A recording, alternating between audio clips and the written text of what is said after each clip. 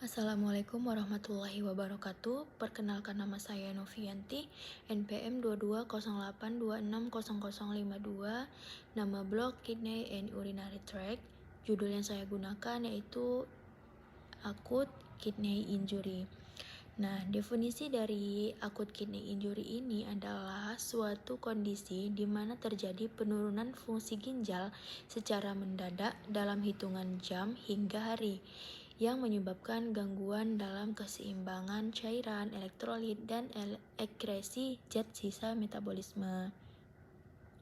Nah, adapun etiologi pada AK ini bisa diklasifikasikan berdasarkan penyebabnya menjadi 3 kategori utama.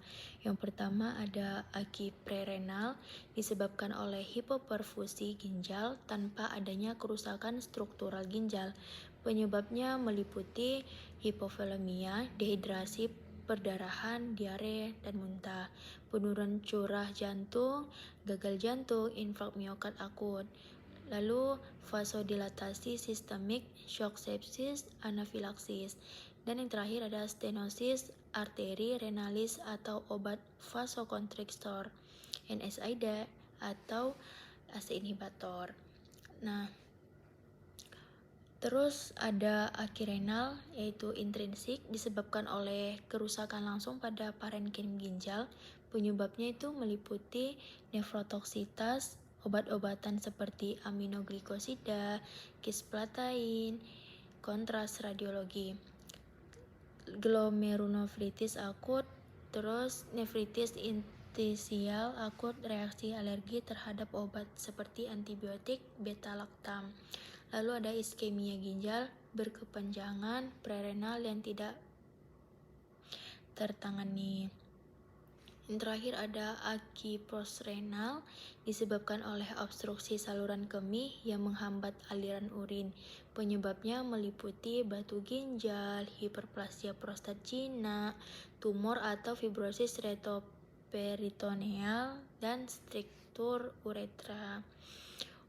Adapun klasifikasi aki ada menjadi 3 stadium berdasarkan kreatinin serum dan produksi urin. Untuk stadium pertama itu kriteria kreatinin serumnya peningkatan 1,5 sampai 1,9 kali baseline atau lebih dari 0,3 mg per desiliter. Untuk produksi urinnya kurang dari 0,5 ml per kilogram per jam selama 6 sampai 12 jam. Untuk di stadium kedua, kriteria kreatinin serum peningkatannya 2,0 sampai 2,9 kali baseline. Untuk produksi urinnya kurang dari 0,5 ml per kilogram per jam selama lebih dari 12 jam. Untuk di stadium ketiga, untuk kriteria kreatinin serumnya peningkatan lebih dari 3 kali baseline atau kreatinin lebih dari 4 mg per desiliter atau memerlukan dialisis. Dan untuk produksi urinnya itu kurang dari 0,3 ml per kilogram per jam selama lebih dari 24 jam atau anuria lebih dari 12 jam. Tanda dan gejala pada aki ini bervariasi tergantung pada penyebabnya dan tingkat keparahannya, meliputi oliguria kurang dari 400 ml per hari atau anuria, edema karena retensi cairan, sesak napas karena edema paru, hipertensi atau hipotensi tergantung penyebab, mual, muntah, penurunan nafsu makan, gangguan kesadaran jika terjadi uremia berat. Lalu ada hiperkalemia yang dapat menyebabkan aritmia. Lalu cara mendiagnosisnya, yang pertama kita anamnesis pasien tersebut, tanyakan riwayat penyakit ginjal sebelumnya, penggunaan obat-obatan misalnya antibiotik, diuretik, lalu tanyakan riwayat trauma atau infeksi, tanyakan gejala yang dialaminya seperti penurunan urin, edema, nyeri pinggang. Terus tanyakan riwayat penyakit akut, infeksi dehidrasi. Terus bisa tanyakan juga penggunaan obat nefrotoksik NSAID atau aminoglikosida. Lalu gejala gangguan saluran kemih, nyeri pinggang atau hematuria. Untuk pemeriksaan fisik psikiatri, untuk status mentalnya apakah ada kebingungan atau perubahan kejiwaan. Untuk pemeriksaan fisiknya, hipertensi atau hipotensi, edema perifer atau asites, tanda dehidrasi itu seperti turgor kulit, mukosa kering. Untuk pemeriksaan penunjangnya bisa dilakukan pemeriksaan urin, analisis urin untuk sel darah, protein, dan sedimen, tes darah, kreatinin serum, ureum elektrolit, USG ginjal. Terus USG ginjal untuk mengevaluasi kemungkinan obstruksi atau kelainan struktural. Untuk diagnosis banding, dehidrasi berat, gagal jantung kongestif, penyakit ginjal kronik yang memburuk, terus sindrom nefrotoksik. Lalu adapun tata laksana untuk AKI, farmakoterapinya bisa diberikan diuretik jika terjadi volume overload, ACE inhibitor untuk mengontrol tekanan darah, vasoreseptor jika hipotensi berat, antibiotik jika ada infeksi yang memicu AKI.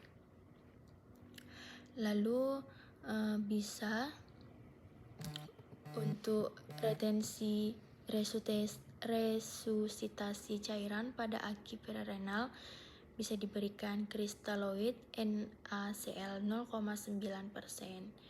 Untuk menghentikan obat nefrotoksik, NSAID atau aminoglikosida. Mengatasi hiperkalemia, resin penukar kalium, kalsium glukonat untuk proteksi jantung.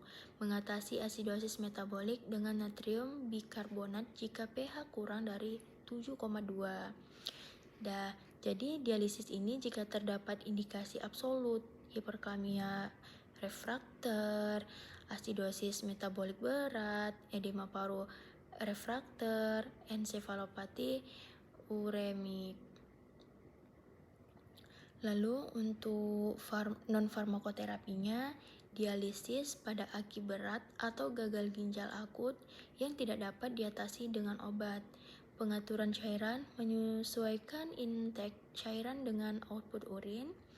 Lalu diet rendah protein untuk mengurangi beban ginjal, pemantauan ketat pemeriksaan elektrolit, fungsi ginjal secara rutin.